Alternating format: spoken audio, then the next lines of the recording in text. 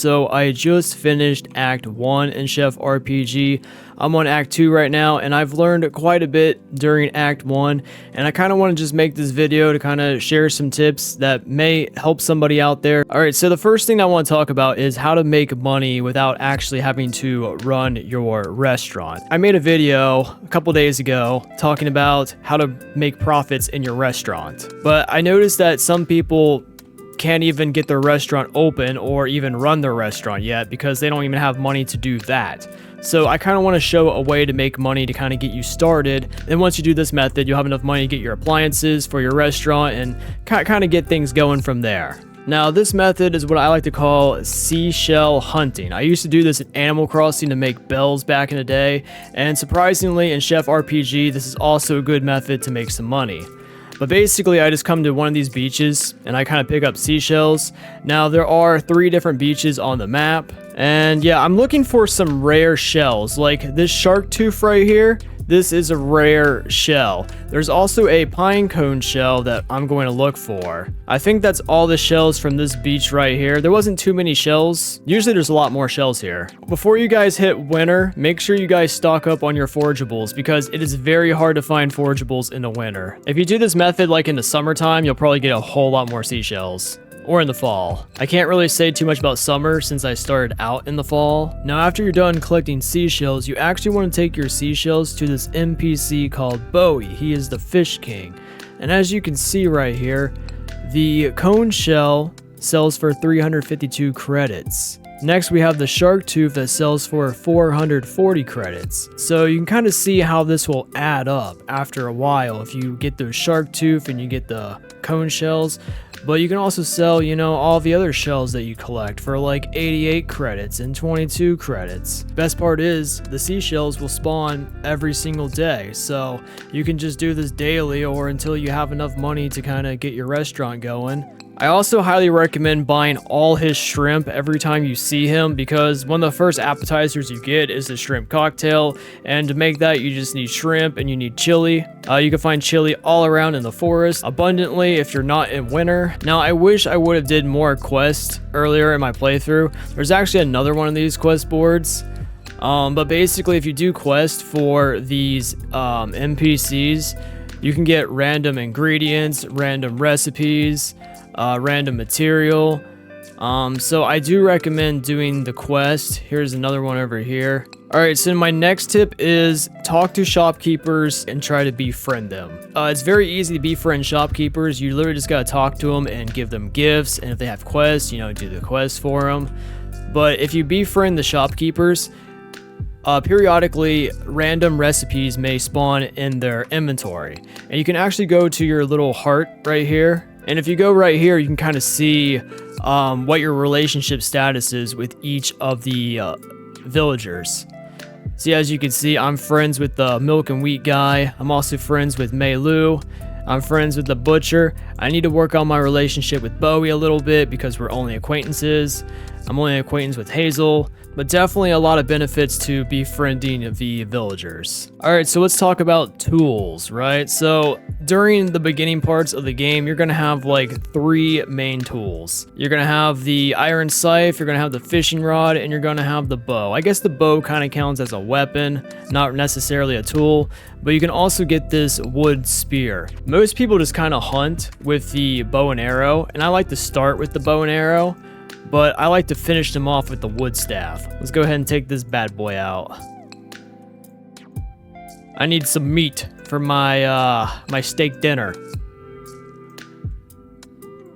Now obviously, once you start hitting them, they're gonna start running after you. But once you get them down to a certain health, they will actually start running from you. And whenever they start running away from me, I like to press the Q and take out my my wooden staff. And I will literally start to chase after them with my wooden staff. And the reason why I do this is because when I chase after them with the bow, a lot of times I miss. So if I do it this way, I probably won't miss. There we go. Now, if you want to buy weapons, you have to speak to this lady over here. You can find her in the kind of like the wilderness. She's not in the town. She's kind of away from town. You can get bows, wood staff, scythe, shovel, and watering can. Now, the shovel and the watering can, you're not going to use that in Act 1. You'll use that later in Act 2. She can be found right here on the map. Now, the next tool that you will get is a fishing rod. And fishing in this game is definitely a little bit different than most cozy games, I guess you can say. It takes a little practice, but it's not too bad. But basically, you want to like cast your rod, and whenever your bobber sinks down, you want to kind of double click on it. And we want to move the bobber. We want to make sure the bobber kind of stays in the circle area, and you'll use the arrow keys to kind of make sure it does stay in the circle area. So try to keep this in the middle of the circle. And boom, you'll catch some fish, just like that. So let's talk about the scythe. What is the scythe used for? The scythe is basically used for harvesting vegetation that you could not normally get with your bare hands, right? There's certain forageables that require a scythe. I know the mushrooms do, the lettuce does. All right, so now I want to talk about the leveling system, kind of how that works, because it has changed quite a bit since the game first came out, and there's a lot of other videos out there that are outdated, and hopefully, you know, this video will stay relevant. And I know the leveling system can be a little overwhelming, a little confusing. It's not really explained too much at the start of the game. So basically, whatever action you do, you'll get XP for that action. So let's say that I am cooking a bunch of dishes. That will improve my cooking stat. If I want to improve my gathering stat, I will have to harvest forageables, gather forageables, do some hunting, do some fishing, mining if you're in the second act. If I want to increase my social stat, I have to do social activities, basically, you know, talking to people, giving them gifts, completing quests for them. Whenever you do something physical, you'll get endurance. Now, one of the fastest way to increase your gathering stat is basically just by gathering as much forageables as possible. Now, this is much easier like in the fall time versus the winter time, because in the winter there's hardly anything for you to like really grab. Another fast way is to become friends with Mei Lo, because Mei Lo actually has a little garden, and if you become friends with her, you can actually harvest things from her garden, and you can level up really quickly by doing that if you just harvest her garden like every day. So definitely become friends with her. Now, one of the fastest way to increase your social stat is by buying this drink over here, right? There's actually a drink, it's this one right here. But basically this drink will give you a 15% social boost for 70 seconds.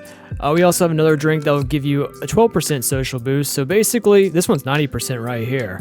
But yeah, any of these drinks will definitely do the trick. Oh, we got a random recipe. Heck yeah. This one's 90 seconds, so this one's the longest. We'll go ahead and buy a couple of these. But basically, so let's go ahead and learn this. Oh, we learned coffee. Heck yeah. But basically, whenever you drink this right here, as you can see on my screen, we have this icon. As I'm talking to people, I will get a boost. And look at all the people right here. So I'm just gonna like talk to all the people right here, and I'm getting a boost as I'm doing it. So I think this is really useful for getting your social up pretty fast. You know, just kind of spam everybody until your boost wears off, and then do it again. Now I want to talk about some of these perks. This is just what I got going on right now.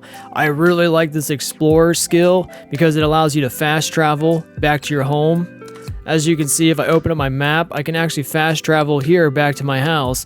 But the only downside of doing this is that it will consume time. As you can see, it's 12:45 right now. And if I use this, I'll arrive home at 3:20. So you kind of have to like keep that in mind. Sometimes it is much faster to fast travel than to walk home. Now, another skill that I like is line cook, and I also like home cook, just because I'm at my restaurant quite a bit. But line cook gives you 15% more cooking speed, and we also have home cook that gives you 5% dish quality. I think it's useful because I always help my staff. If I didn't help my staff, then let's be honest, nothing would get done. Friendly neighbor is also a good one to increase your relationships a lot faster. I haven't really invested anything on the endurance thing yet because I don't really think I need it. I think it's kind of a wasted perk right now. And I just unlocked brewing, so I haven't really messed around with that too much yet, but in future videos I will make a brewing guide and a tea house guide, so be on the lookout for that. I do like the salesman perk because it's nice to get discounts from the shopkeeper. That really comes in handy. And you know, I'm trying to save some money. Once you hit level 30, you can actually reset your skill points every 5 days. Now this perk, I highly recommend getting this as soon as possible